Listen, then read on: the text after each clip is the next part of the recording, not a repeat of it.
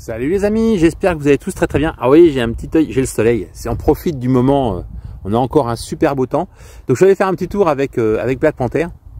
On va parler aujourd'hui juste d'un truc hyper rapide, la mise à jour, une dernière mise à jour qu'on a eue, à mon avis, juste avant celle de Noël, qu'on aura avant Noël généralement. On va faire le point dessus, vous n'avez pas grand chose à dire, sauf que le gros problème de... Voilà, ça c'est K2000. Le gros problème le souci avec Spotify, donc on va voir un peu si c'est intéressant ou pas de continuer avec la connexion premium. Allez, on se retrouve tout de suite après le générique.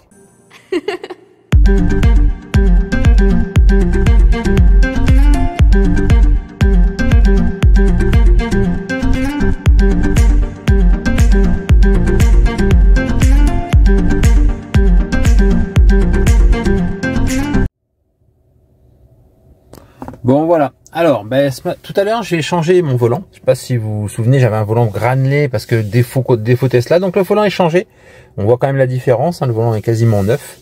Alors ça m'a pas coûté grand chose, ça pour information, ça m'a coûté 250 € en occasion sur le Bon Coin, et il est quasi neuf, il n'y a rien dessus, donc nickel. Ça c'était la petite anecdote. Allez, on se retrouve pour la mise à jour. Donc alors c'est pas la première, mais là en l'espace d'une semaine on l'a reçu 2 fois avec des numéros différents, donc c'est certainement des gros correctifs. La 2024 38.6. Alors qu'est-ce qu'elle nous réserve, cette fameuse mise à jour? Un truc qui fait polémique pas mal et qui moi aussi me fait poser question, c'est la gestion de... Alors ça c'est les corrections mineures. La gestion de Spotify. Alors je pense que tout le monde, vous avez reçu un petit mail de Tesla vous signalant qu'il va falloir vous enregistrer sur Spotify. Alors ils expliquent ça comme ça. Spotify est désormais disponible sur Tesla sans abonnement Spotify Premium.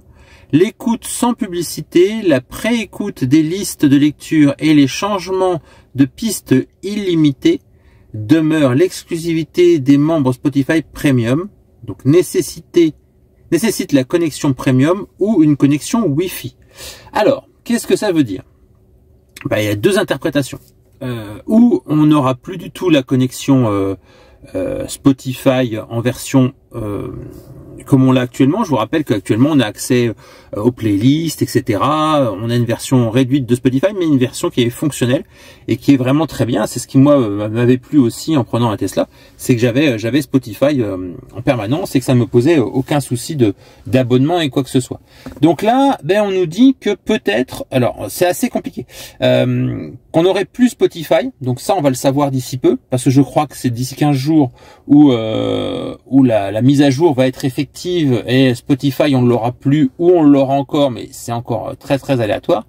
Alors moi, pour la petite histoire, je le saurai parce que j'ai une connexion premium. Donc la connexion premium me permet d'avoir Spotify. Donc d'après ce qui est écrit ici, il me faudrait la connexion premium pour continuer à bénéficier de Spotify en gratuit. Peut-être. Ou alors d'une connexion Wi-Fi. Alors qu'est-ce que ça veut dire? Ça veut dire que si je n'ai pas la connexion premium et que je n'ai pas de connexion Wi-Fi, j'ai plus de Spotify.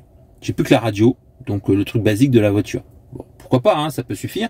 Je vous rappelle que vous pouvez aussi mettre de la musique sur une clé USB dans votre boîte à gants. Je vous laisserai le lien du petit hub que j'ai eu par Jowa, qui me permet d'avoir et la dashcam et des clés USB jusqu'à 3 sur le même endroit, donc même emplacement. Donc on peut mettre de la musique sans souci dessus.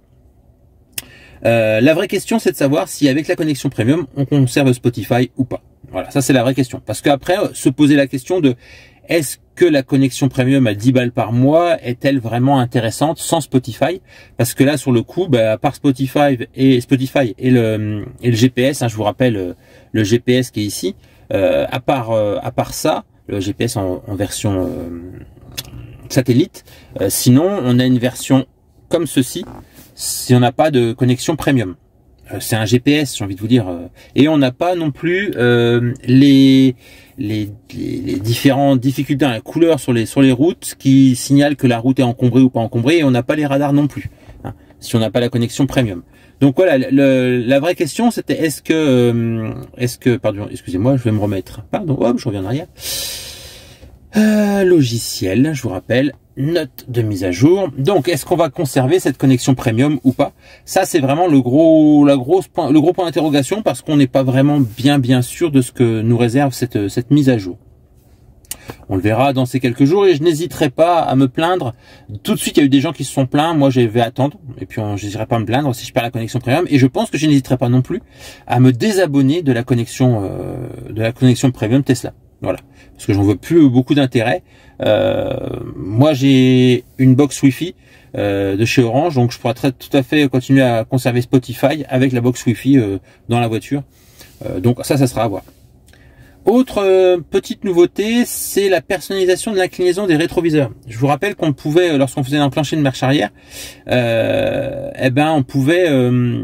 avait les rétroviseurs qui pouvaient s'incliner comme le faisaient beaucoup de voitures. Moi, ça fait longtemps que j'ai des Volkswagen qui font ça, mais on ne pouvait pas les ajuster. Et ben là, ils ont modifié donc ça pour qu'on puisse le faire. Donc on va dans contrôle, rétroviseur, ajuster l'inclinaison. Donc ça c'est contrôle, rétroviseur. Alors j'ai replié les rétroviseurs, rétroviseur, et donc ajustement des positions d'inclinaison. Voilà, c'est là qu'on fait ça. Et à partir de là, il se met dans les rétroviseurs se mettent dans une position qu'on voit en bas, d'un côté et de l'autre. Et après, avec la molette, on va pouvoir, alors je vais me mettre sur le côté gauche par exemple, réajuster en se disant, ben moi je veux pas, quand je me recule, je n'ai pas besoin d'avoir ça, ou je veux plutôt un peu plus bas, mais je n'ai pas besoin de voir la roue arrière par exemple. Voilà. Ça, et puis pareil de l'autre côté, de l'autre côté, je vais me mettre, donc je vous remonte, je me mets côté droit. Et à partir de là, côté droit, je peux aussi ajuster ou pas l'inclinaison de mon rétroviseur, plus ou moins bas, pour voir si je vois la roue ou pas la roue. Voilà un peu, et donc à partir de là, dès que vous avez fait ça, vous faites enregistrer. Et quand vous enclencherez la marche,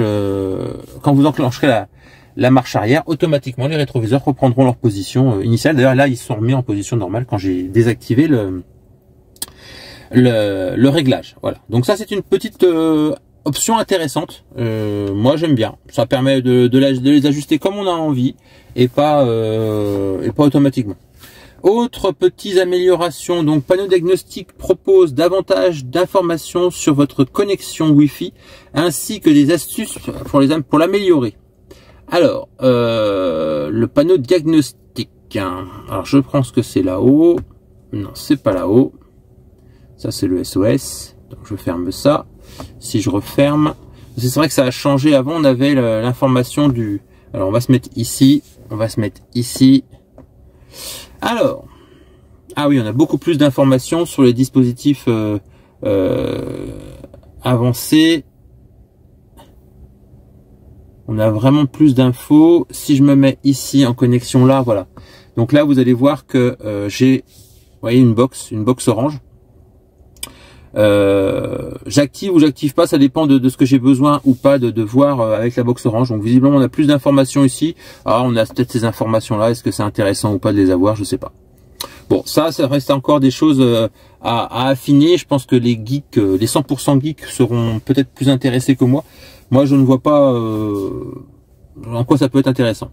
Maintenant, la molette de gauche, maintenez la molette de gauche enfoncée et choisissez rabattre les rétroviseurs.